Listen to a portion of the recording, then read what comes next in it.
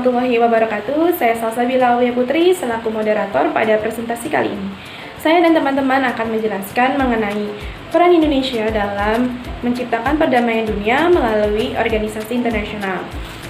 Perlu teman-teman ketahui, organisasi internasional adalah suatu organisasi yang dibuat oleh anggota masyarakat internasional secara sukarela atau atas dasar kesamaan yang bertujuan untuk menciptakan perdamaian dalam tata hubungan internasional. Secara umum, organisasi internasional dapat diartikan sebagai organisasi beberapa negara yang berkedudukan sebagai subjek hukum internasional yang mempunyai kapasitas untuk membuat perjanjian internasional.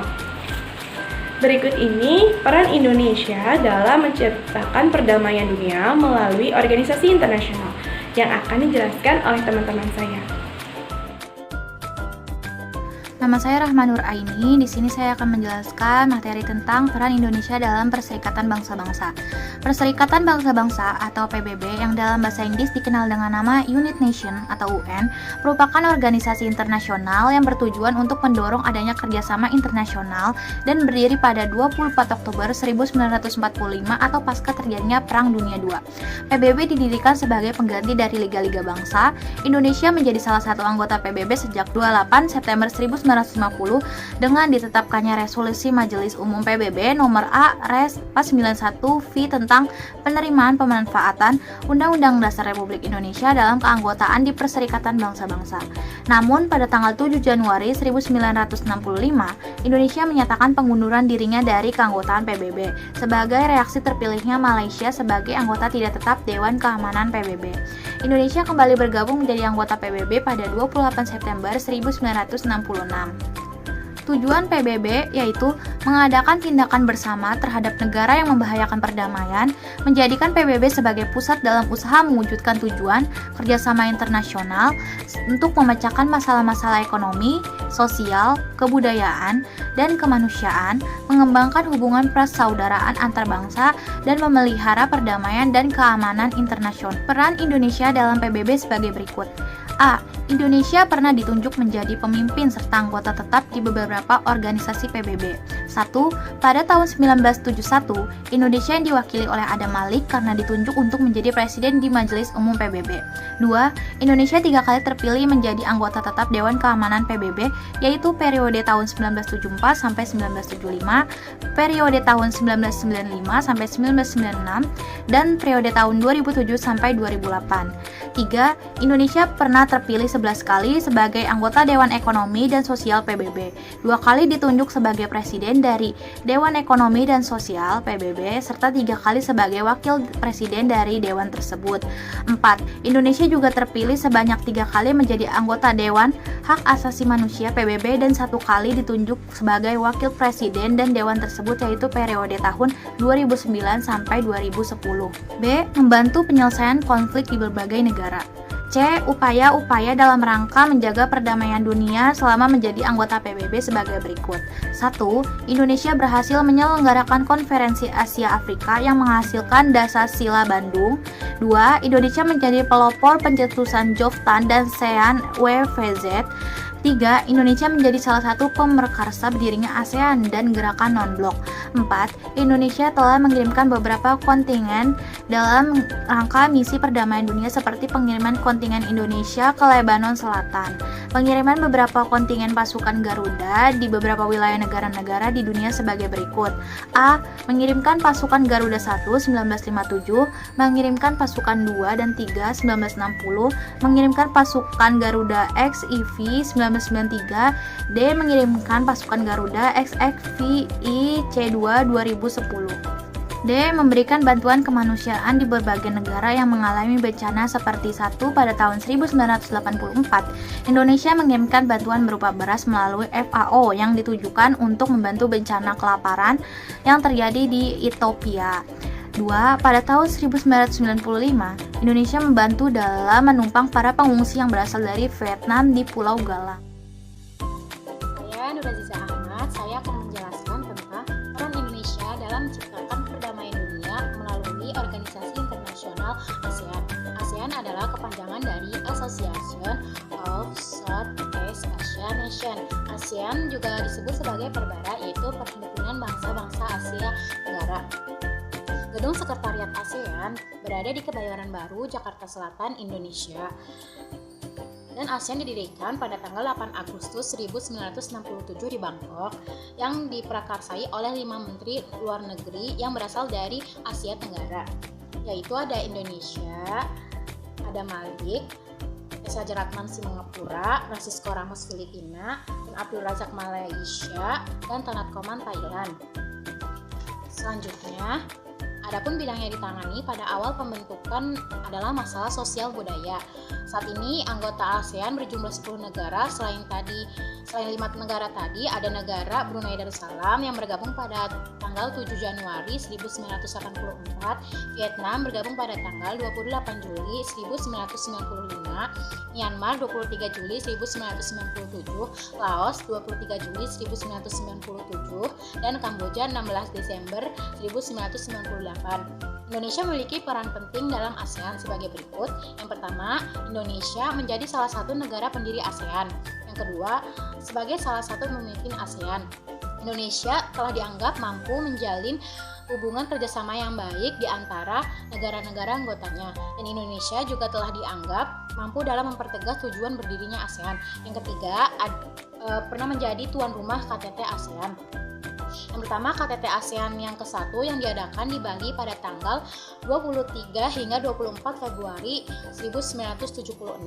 KTT ASEAN ke-9 yang diadakan di Bali pada tanggal 7 hingga 8 Oktober 2003, KTT ASEAN ke-18 yang diadakan di Jakarta pada 4 hingga 8 Mei 2011. Dan yang terakhir, KTT ASEAN ke-19 yang diadakan di Bali pada tanggal 17 hingga 19 November 2011. Yang keempat, ada menyelesaikan berbagai konflik yang dialami oleh negara-negara anggota ASEAN. Yang pertama, menjadi penengah pada saat terjadi konflik antara Kamboja dan Vietnam pada tahun 1980. Halo, perkenalkan nama saya Nia Widya Lestari. Saya di sini ingin menjelaskan tentang peran Indonesia dalam gerakan non-blok. Gerakan non-blok merupakan gerakan untuk tidak memihak salah satu blok kekuatan di dunia. Pendiri organisasi ini berperan dalam meredam ketegangan dunia. Keberadaan organisasi ini dapat membendung perluasan dari kedua blok yang berseteru. Gerakan ini diikuti oleh sejumlah negara termasuk Indonesia. Indonesia bukan saja sebagai negara anggota tetapi juga pendirinya. Setelah Perang Dunia II berakhir, dunia terbagi menjadi dua blok, yakni blok barat dan blok timur. Blok barat yang dipimpin oleh Amerika berpaham liberal, sementara blok timur dipimpin oleh Uni Soviet berpaham komunis. Kedua blok tersebut saling berlawanan karena perbedaan pemahaman tersebut. Meskipun demikian, tidak semua negara bersedia mengikuti salah satu blok tersebut. Ada negara-negara yang memiliki sifat netral. Di antara negara-negara yang bersifat netral ini adalah Indonesia, India, Mesir, Ghana, serta Yugoslavia. Atas inisiatif pemimpin 5 negara ini, terbentuklah sebuah organisasi yang disebut Gerakan Non-Blok atau Non-Alignment Movement. Pemimpin kelima negara tersebut antara lain Insinyur Soekarno sebagai Presiden Indonesia, Padi Jawahar sebagai Perdana Menteri India, Gamal Abdel Nasser sebagai Presiden Mesir, Joseph Broz Tito sebagai Presiden Yugoslavia, dan Kamil Nkrumah sebagai Presiden Ghana. Gerakan Non-Blok didirikan pada tanggal 11 September 1961. Itu gerakan yang diilhami oleh dasar Sila Bandung disepakati pada Konferensi Asia Afrika pada tahun 1955. Asas gerakan non-blok sebagai berikut. Yang pertama, berusaha untuk mendukung perjuangan kemerdekaan di berbagai tempat di dunia. Yang kedua, memegang teguh perjuangan dalam melawan kolonialisme, neokolonialisme, serta imperialisme. Adapun langkah-langkah yang ditempuh Indonesia dalam meningkatkan peran di gerakan non-blok sebagai berikut. Yang pertama, meningkatkan kerjasama antara negara anggota gerakan non-blok. Yang kedua, berperan dalam menyelesaikan masalah-masalah ekonomi internasional. Yang ketiga, menjadi pemimpin gerakan non-blok. Indonesia berperan penting dalam gerakan non-blok. Beberapa peran Indonesia. Yang pertama, Indonesia merupakan salah satu negara pemrakarsa lahirnya gerakan non-blok. Yang kedua, Presiden Soekarno adalah salah satu dari 5 pemimpin dunia yang mendirikan gerakan non-blok. Yang ketiga, Presiden Indonesia Soekarno menjadi duta untuk penyampaian keputusan KTT non-blok 1 kepada Presiden Amerika Serikat John F. Kennedy. Yang keempat, Indonesia menjadi penyelenggara dan ketua gerakan non-blok dalam KTT GN Gerakan Non-Blok di Jakarta pada bulan September 1992.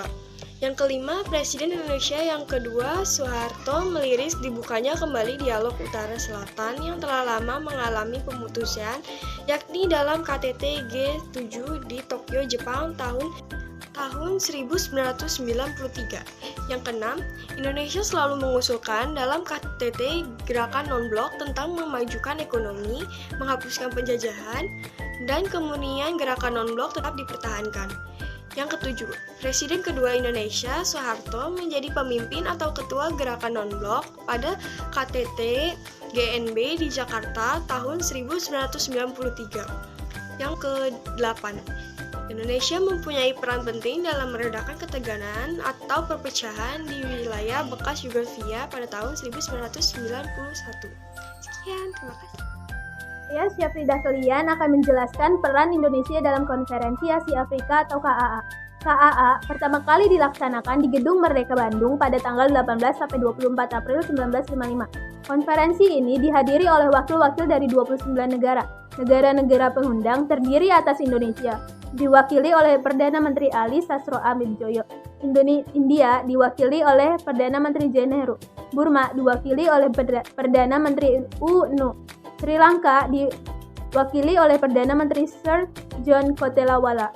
Pakistan diwakili oleh Perdana Menteri Muhammad Ali. Negara-negara anggota yaitu negara Asia antara lain Filipina, Thailand, Kamboja, Laos, Jepang, RRC, Vietnam Utara, Vietnam Selatan, Nepal, Afghanistan, Irak, Iran, Saudi Arabia, Syria atau Suriah, Yordania, Libanon, Turki, dan Yaman. Negara Afrika, Mesir, Sudan, Ethiopia, Liberia, Libya, dan Ghana atau Pantai Emas.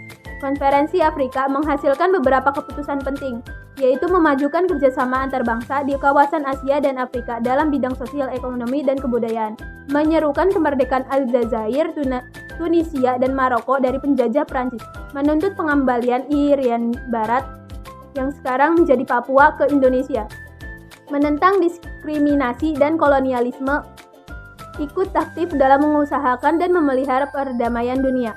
Salah satu upaya bangsa Indonesia untuk memelihara dunia adalah dengan penggalangan bersatu dengan negara-negara di kawasan Asia dan Afrika bersama dengan negara lain, yaitu India, Pakistan, Sri Lanka, dan Burma atau Myanmar. Peran Indonesia dalam Konferensi Asia Afrika. Indonesia ikut memprakarsai dan sebagai tempat penyelenggaraan Konferensi Pancanegara II yang berlangsung pada tanggal 28 sampai 29 Desember 1954 di Bogor. Indonesia ikut memprakarsai sebagai tempat penyelenggaraan Konferensi Asia Afrika yang berlangsung pada tanggal 18 sampai 24 April 1955 di Gedung Merdeka Bandung.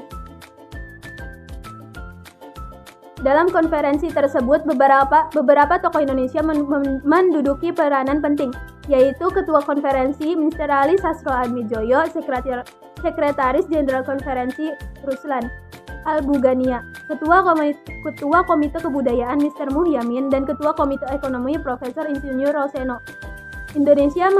Bagi Indonesia, KAA memberi dua keuntungan, yaitu pemerintahan Indonesia berhasil mencapai kesepakatan mengenai masalah RRC, duit kewarganegaraan usai konferensi mereka. Mereka memiliki duit kewarganegaraan diharuskan memilih menjadi warga negara Indonesia atau warga negara RRC. RI mendapat dukungan dalam perjuangan pengembalian Irian Barat. Hai teman-teman, kita sudah berada di ujung akhir video ya. Bagaimana? Apakah kalian sudah mulai memahami peran Indonesia dalam menciptakan perdamaian dunia melalui organisasi internasional? Semoga kalian bisa lebih mengerti dan mau mencari referensi dari sumber lain agar kalian lebih memahami. Sekian presentasi dari kelompok kami. Kurang dan lebihnya mohon dimaafkan. Wassalamualaikum warahmatullahi wabarakatuh.